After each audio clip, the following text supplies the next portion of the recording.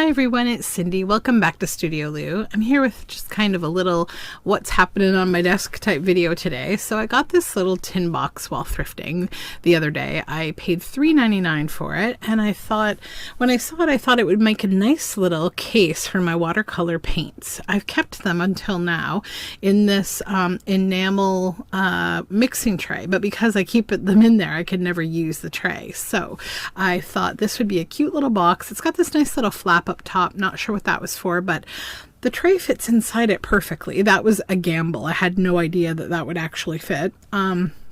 So the thought is I could keep the enamel tray in there, and I could put all the paints over in the side here. Maybe eventually I will stick down something to the bottom to keep them in place, but I haven't fully committed to that. I might just put like an anti-slip mat down there so I can still take them out individually.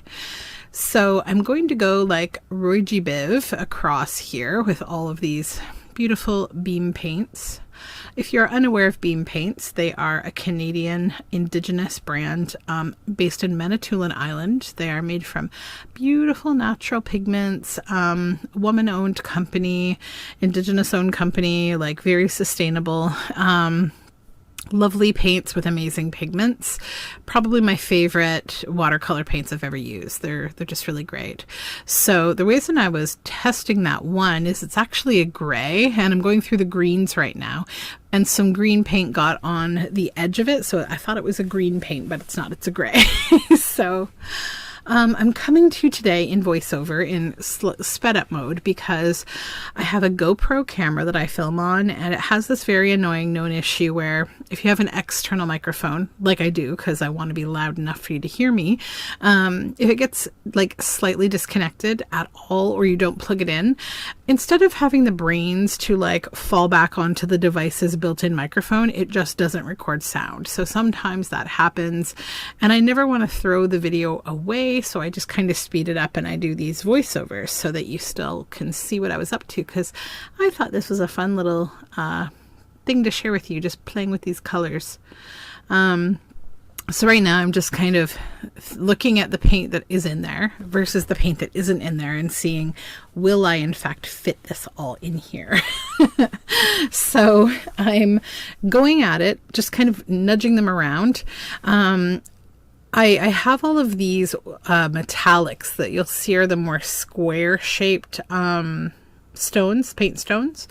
They're actually from a different metallic palette. So if I can't fit them all in, which you'll see that I do run out of space here, I just pull out the square ones that are part of that metallic palette, and I'm going to keep them in a separate container here. So that will let me fit the whole base palette into that little section there. And it's amazing how sort of serendipitous this whole thing works out to be. I did not plan this ahead, I promise. There was no prototype video before it. But they do all fit in, so I now officially can't buy any more paint stones. Although someday I'm sure like this whole thing will be full and there will be no enamel paint tray in there, and we'll be back to square one. We'll see. So I have a little tin that I'll put these ones into, and I'll still keep them in there because I think it's nice to have like the metallics together. And so I'll just grab that little metallic tin. That's what I'm doing. I'm off screen, I think. Yeah, I grabbed it. There it is. And it's a cute little like French box. And so I'll just put them all in there. And that is easy peasy. And it can just live right in there in the tray. And then I've got my this flap here. I was just thinking I could stick some watercolor paper underneath it and it would keep it away from the paint.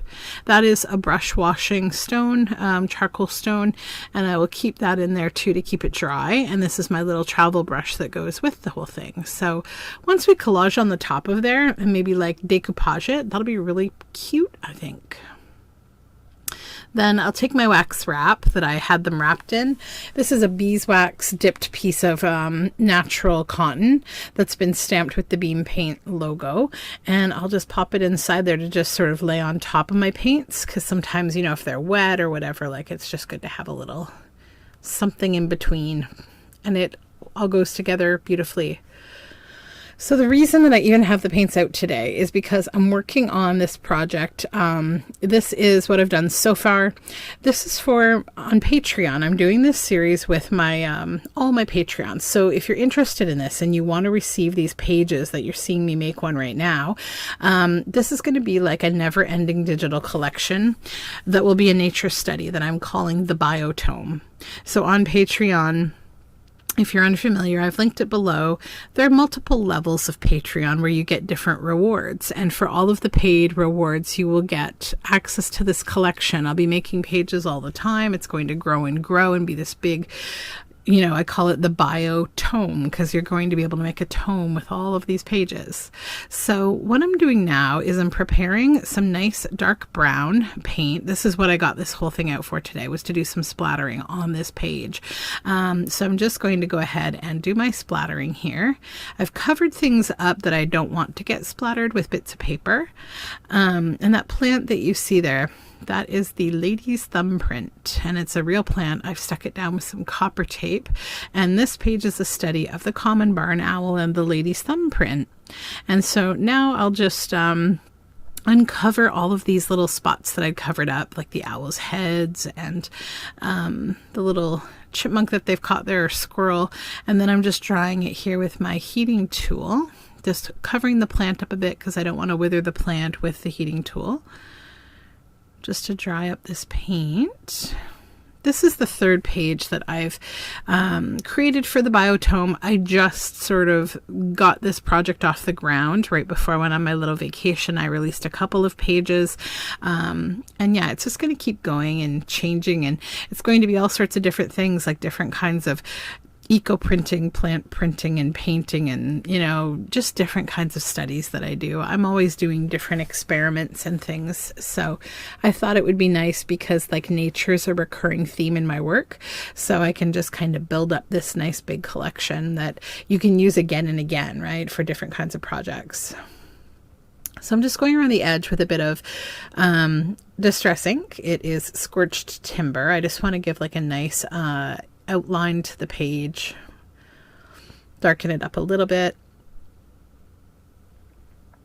I've also added some species labels down to the bottom there of the owls.